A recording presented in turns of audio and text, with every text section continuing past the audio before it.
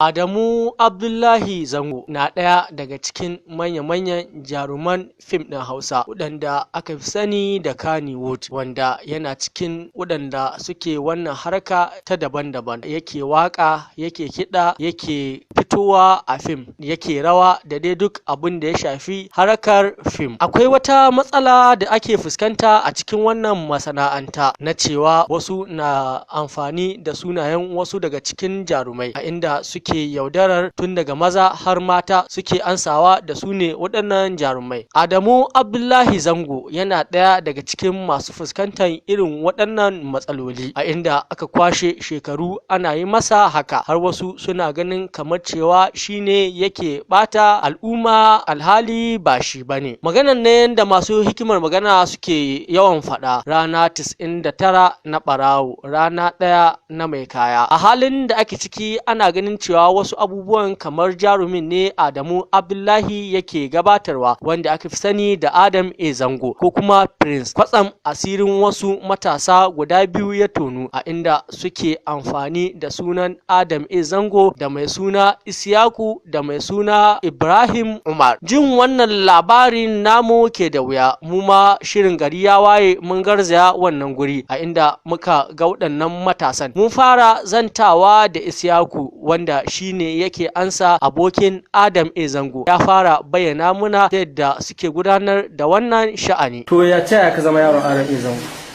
Ni dai na dawo daga aiki na kenan, aikin pick-up. Na'am.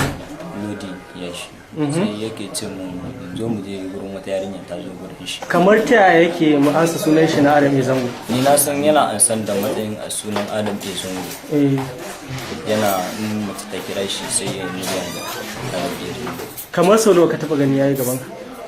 Gaskiya yana da yawa. Na faɗa mai. Sai ka ce mishi menene? Ka ce mai aboki na wannan ba easy bane abin da kake gaskiya. Ba mutunci bane. Kwatsam rana ɗaya za ka iya zuwa hannu. Ita mun Allah da ba ku za abin da ke faru. Saboda shi ya taɓa yin gala. To kamar idan ya waye matan me yake ba, suna bashi wani abu ne? Gaskiya ba sa bashi komai. Irin baya amfani da su ko kuɗi ko na? Sai dai amfani da su. Kamar ka san mace nawa ya amfani da ita? Gaskiya bane. Kai ka taɓa yi dalilin haka? Ya taɓa yi sau ɗaya.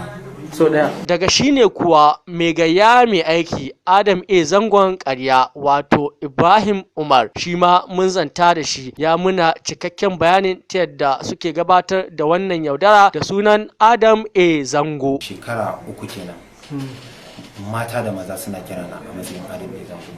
Akwai wani abokina nake ce mai shi, wata yarinya fa ta yi takakka ta ce za ta zo gurina, shine yake ce min banza kai, ai hotel za a je a kama mata, idan an yi amfani da ita sai a ce ya yi tafiya da sauransu. Kaji kawai abin da ya sa. Amma kai ka taba haduwa da Adam A Zango? To na taba ganin shi, amma a wuri a wurin da ya fara yi a nan kawo na haɗu da shi a wurin na farko kenan. Sannan na biyu na haɗu da shi a bikin Umar M Sharif na auren shi. Amma ya san ka? Gaskiya bai san da ba. To amma to ta yaya lambobin ka suka yawo a matsayin Adam A Zango? Ai kar ka manta, mace da kake ganin ta, in waccan ta zo ta ba waccan, waccan ta ba waccan, waccan ta ba waccan, haka hannun ba na yi tafi. Amma ka taba amfani da mata a matsayin sunan Adam A Zango? Na yi. Sai mu ce mata to gaskiya yayi tafiya, ta yi hakuri, bai da lokaci, in ya samu lokaci zai kira ta, kaji yadda ake. To idan kudi ya kuma to idan bayan sun tafi din, su za su ci gaba da kiran ku ne? Tabbas dan yanzu ma harkan da za a kunna wayana za a kira har ga Allah. ZM Inuwa mazauniya garin Kano ce, tana ɗaya daga cikin waɗanda aka yaudara da sunan Adam A Zango na ƙarya. Ita ma ta bayyana muna tiryan abin da yadda ya faru gare ta da sunan Adam A Zango. Kira na suka yi ranar da yi wasa a Ghana kuma ya wuce Kano, daga nan na kalli wasa na dawo ina ofis ɗin Khalid M Kachiya. Na mishi waka da shi da Nura M Inuwa. Suka kira ni, ainihin Adamu kallon wasa na da kika yi, na gode waye da waye da waye, na ce mishi an yi wasa lafiya waye.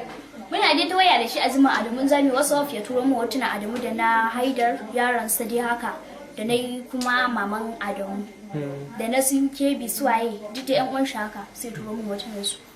Ni ban dauka ba Adamu bane. Da na tawo suka ce bari in turo ka wani ya zo ya dauke ki waye da waye da waye, suka ringa bani wahala har karfe 10 na dare. Daga Kano kika taso ka zo Kaduna kenan? Da suka zo kuma suka dauke ni, kwana muka je wani gida, wai bari su je gidan, daga nan za su dauke su je su kama motel waye suka ringa bani wahala. Shikenan suka dauke waya na. Sata? Suka dauke waya na, za su kai 28,000. Kana kuma suka dauke mun kuɗi naira 8,000, suka dauke datan waƙar Nura M Inuwa da na Adamu. kana kuma suka min duka akan shi wancan bai yi amfani da ni ba, wannan mai kama da Nura M Inuwa nan ya ce shi Adamu A Zango ne, shi kanin Nura M Inuwa ne. To suka mun duka suka kore ni da asuba, suka aje na bakin titi, sai na kira Adamu da ke cewa sai na tafi kofar gidan shi wannan Adamu, wai ke menene da menene, ya za a yi kin san ni mai jama'a ne kuma sannan ki tsaya kina mun waye da waye da waye. Na ce ka yi haƙuri Adamu, wallahi ina faɗa ina kuka, na rantsi da Allah ya ɗauka Adamu ne na ainihi. A hankali har na zo na samu ɗan Adamu wato shi Munir Zango. Na zauna a garin nan yanzu na fasaci akan wannan maganar ban tafi gidan ba.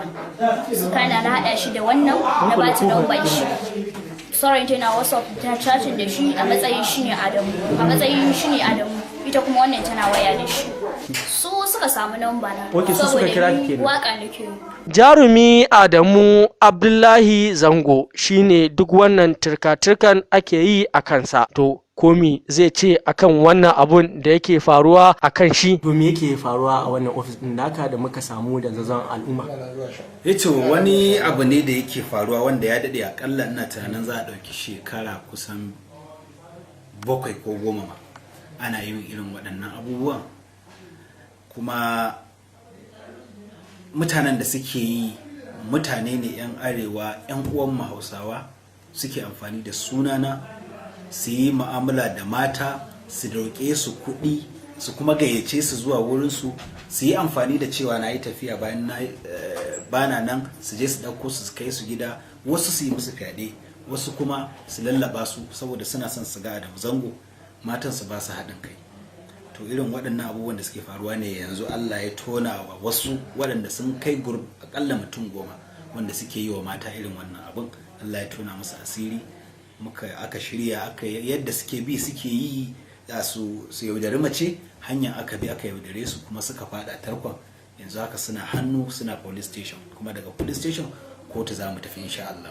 To yanzu wane mataki kake ganin ya kamata masoyanka su ɗauka dangane da masu irin wannan ƙarar suna cewa kai ne Adamu A Zango ta hanyar waya? Wannan murya ita take jan hankalinsu, saboda waɗanda suke amfani da waya a matsayin ni suna ƙoƙari su kwaikwayi muryata, suna ƙoƙari kuma suna samun information ɗin duk inda nake shooting, in na bar ƙasan ma, in na tafi wani, duk suna amfani da wannan abin, kuma matan suna gani on social network, ina wuri kaza sun gani, ni dama ina yin posting on Instagram da Facebook da shauransu.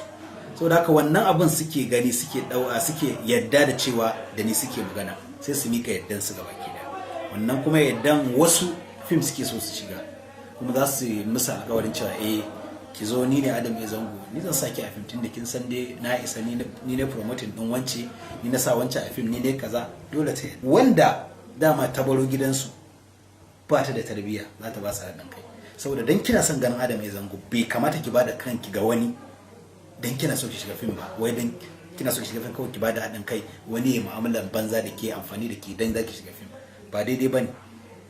Wasu suna ba su haɗin kai, wasu kuma da ƙarfi suke musu idan sun nema kan ba su amince musu ba. Wannan dai abin da ya faru ga waɗannan matasa na ƙarya. Duk abin da kake yi in baka gaskiya wataran asirinka zai tonu. Kai dai rike gaskiya domin ta zama maka garkuwa a yanzu da har abada a rayuwarka. Anas Garba Gusau.